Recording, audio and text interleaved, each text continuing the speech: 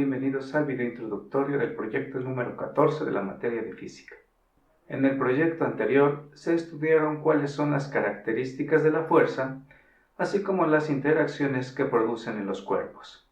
Para poder definir una fuerza, necesitamos conocer los elementos que la conforman.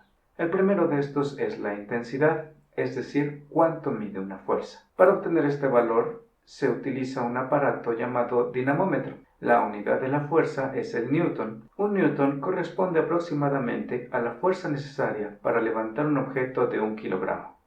El siguiente elemento es la dirección, que se podría expresar en términos simples si está horizontal, vertical o con cierta inclinación. El siguiente elemento es el sentido, que se refiere hacia dónde se dirige la fuerza. Y finalmente, el punto de aplicación, que es el punto en donde la fuerza se pone en contacto con algún objeto. Cuando dos fuerzas interactúan sobre un objeto, pueden darse los siguientes casos: que las fuerzas estén en la misma dirección y jalando en el mismo sentido. En esta imagen puede apreciarse que hay dos personas jalando la cuerda. La fuerza final es llamada fuerza resultante, y en este caso será igual a la suma de las dos fuerzas que intervienen. Un segundo caso ocurre cuando las fuerzas se aplican en la misma dirección, pero en sentido contrario.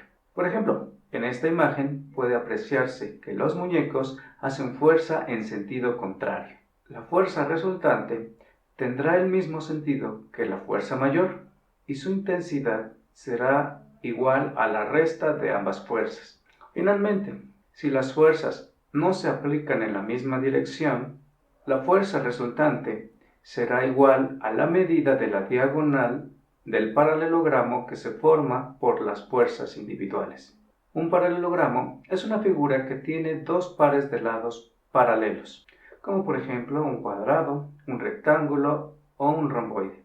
En la siguiente ilustración puede observarse que dos fuerzas están jalando un objeto, pero en direcciones distintas. Para calcular la fuerza resultante, únicamente hay que trazar líneas paralelas a cada una de las fuerzas. Posteriormente, se hace una línea diagonal de lado a lado.